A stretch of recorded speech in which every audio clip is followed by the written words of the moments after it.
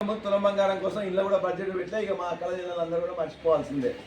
తులం బంగారం వస్తుంది అనుకుంటే కూడా రాదు, జాబ్ క్యాలెండర్ రాదు.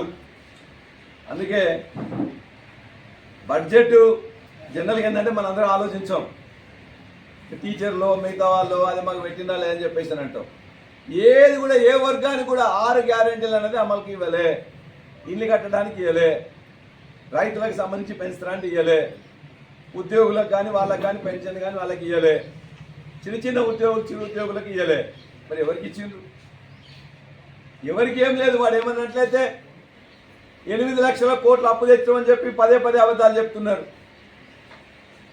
ఇవాళ గత ప్రభుత్వం ఎంత అప్పు చేసిందని చెప్పేసి రఘునందన్ రావు గారు ఎంపీ గారు మెదక్ ఎంపీ మాట్లాడితే,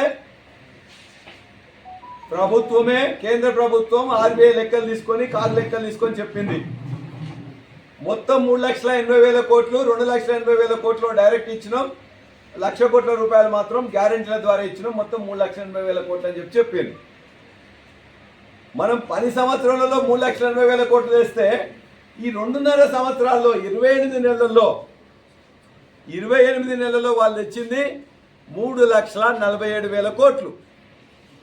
మనం 10 సంవత్సరాలు తెచ్చింది 3,85,000 కోట్లు.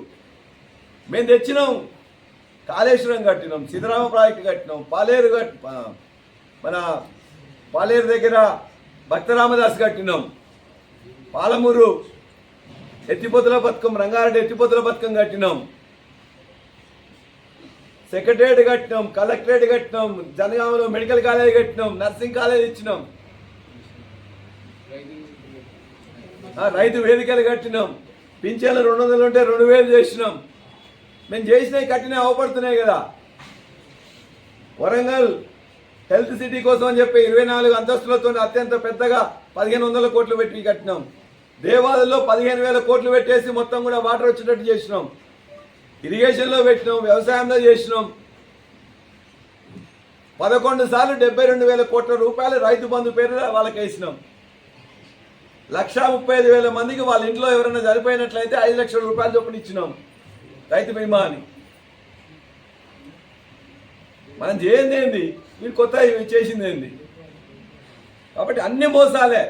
ఈ యొక్క బడ్జెట్ అనేది పెద్ద మోసం, పెద్ద డొల్లా, దగాకోర్ బడ్జెట్, జీరో వాల్యూ బడ్జెట్.